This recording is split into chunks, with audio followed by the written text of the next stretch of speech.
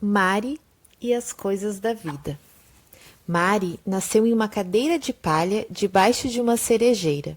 Sua mãe estava lendo um livro muito emocionante, tão emocionante que ela nem percebeu que o bebê estava a caminho.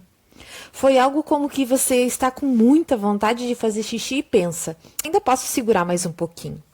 Consegue segurar mais um pouquinho, é? Isso é o que você pensa. De paciência, Mari não tem um tiquinho.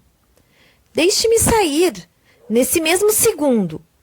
Fez força e empurrou e esperneou até que, de repente, lá estava ela. Mari foi crescendo depressa, só vendo. Com 6 meses de idade, já corria pelo jardim. Ia da cerejeira ao portão, depois dava uma volta em torno do laguinho. Depois retornava ao ponto de partida. E depois tudo de novo. Viu como sou rápida? Deu para ver, não deu? Tão rápida assim, só mesmo eu. Alguns meses depois, falou sua primeira palavra. Não foi papai nem mamãe, mas bolacha. Mari vivia com fome. Bolacha, dizia, e é pra já. Ela as devorava. Não sobrava na lata nenhuma migalha para contar a história. A avó era a melhor amiga de Mari. Era tão impaciente e tão gulosa quanto a neta. Quando vovó chegava, era sempre a maior festa. As duas saíam correndo pelo jardim, iam da cerejeira ao portão, depois davam uma volta em torno do laguinho, depois retornavam ao ponto de partida e depois tudo de novo. Comiam então um monte de bolachas, uma após a outra. Não é uma dessas farras para nunca mais esquecer? E não é a bolacha mais gostosa que você já comeu na vida? Mari e a avó se balançavam na cerejeira e gritavam para os pássaros: daria para vocês ficarem longe da cerejeira? E contavam histórias e comiam bolachas até grudarem uma na outra de tanta migalha e tanto açúcar. Certo dia, Mari encontrou a avó caída no chão. O avô disse que ela tinha tropeçado. Mas Mari não acreditou naquelas palavras nem por um segundo. Estão mentindo tanto que o nariz deles vai espichar. A avó não tropeçava nunca, nem nas raízes retorcidas do carvalho, nem na cerca baixa, nem nos pedregulhos soltos que ficavam no meio do caminho da trilha que levava até o laguinho. A avó só tinha mergulhado num sono profundo, tão profundo que não acordava para correr, para comer, nem para contar alguma de suas histórias. Acorda, vovó, nesse mesmo instante! Mas de nada adiantou ela pedir. Até que, numa bela manhã, a avó acordou de verdade. E Mari começou a dançar em volta da cama. E esperou impaciente até que a avó dissesse alguma coisa. Algo assim, que sono longo e pesado eu dormi como uma pedra. Ou ainda, estou com uma fome do tamanho de um trem. Mas não foi o que aconteceu. Depois daquele sono, a avó se esqueceu de um monte de coisas, como de comer bolachas, de correr e de contar histórias. Alguém poderia me explicar o que está acontecendo por aqui? Por que tudo ficou tão complicado assim de repente? A avó ficava agora sentada com as costas bem retas em uma cama branca com rodinhas e cercada de uma espécie de grade. E Mari achou que a avó estava calada demais. A avó passava o dia com os olhos grudados na televisão. Mari já estava cansada disso tudo. Bateu os pés no chão com força e, vendo que não funcionava, deu um pontapé em uma das rodinhas da cama. Ai, assim dói, mas eu não estou nem aí para a dor. A cama deu uma sacudida, mas tudo continuou como estava. Foi então que Mari decidiu fazer desenhos coloridos para pendurar naquelas paredes tão vazias e pequenos enfeites para a mesinha de cabeceira, além de uma bandeja para as bolachas.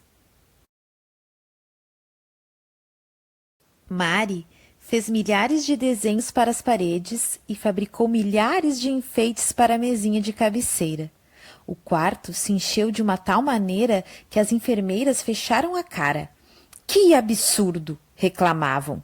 Onde já se viu um quarto de hospital tão entulhado?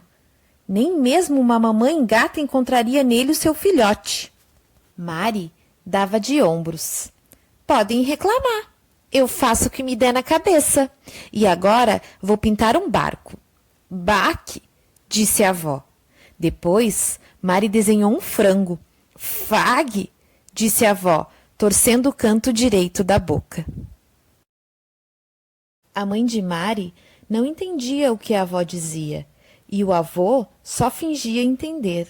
Eles respondiam sim quando deveriam dizer não, e vice-versa. Então lhe davam sopa quando o que ela queria era batata. Será que ninguém escuta o que ela diz?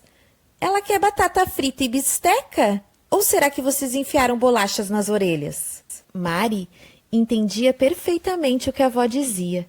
Conseguia ler nos olhos da avó o que ela queria dizer. E era capaz de colher cada palavra de sua boca, bem devagarzinho, porque a avó tinha se tornado muito lenta para tudo.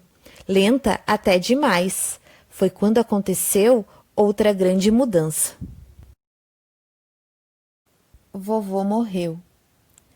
Mari estava junto quando a mãe o encontrou. Dessa vez, ninguém precisou mentir para ela. O avô estava sentado, como sempre, na poltrona. Por que ele não se mexe? Não tinha quebrado nada além da xícara de chá que estava tomando. Os cacos estavam ali, juntinhos aos pés do avô. Xi, bem no tapete da vovó, bem nesse tapete maravilhoso. Ele estava com os olhos fechados e um sorriso nos lábios, como se alguém tivesse acabado de lhe contar uma piada. O avô tinha quebrado uma xícara de chá e simplesmente deixado de viver. Havia um monte de coisas que precisavam ser feitas. A mãe de Mari telefonava, escrevia, corria de um lado para o outro e assoava o nariz umas 1000 vezes, sempre em um lencinho novo de papel. Mari ficou junto da avó. Os olhos da avó transbordavam lágrimas, que escorriam pelas bochechas e depois sobre o vestido. As mãozinhas de Mari não davam conta de segurar essa tempestade de lágrimas. Se bobear, daqui a pouco o quarto vai estar debaixo d'água. O chão já estava molhado. A cama, logo sairia boiando para o lado de fora. Bem, nesse caso, a gente poderia navegar até a Inglaterra. Depois que todo aquele mar de lágrimas secou, a avó disse que queria ver o vovô. Fazer cafuné nos cabelos dele uma última vez, só isso. Mas a enfermeira fez que não com a cabeça, disse que não era permitido. E Mari fez uma cara muito feia. Dá para vir aqui, sua grandalhona? Se não quiser ajudar, a gente se vira sozinha.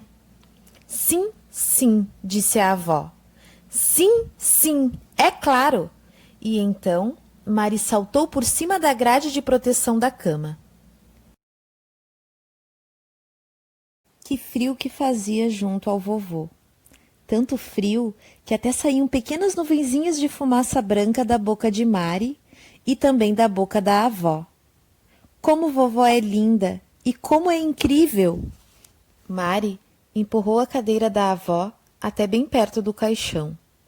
Da boca do avô não saía nenhuma fumacinha. Os olhos dele estavam fechados e nos lábios havia um sorriso. Adeus, disse a avó, afagando os cabelos do marido.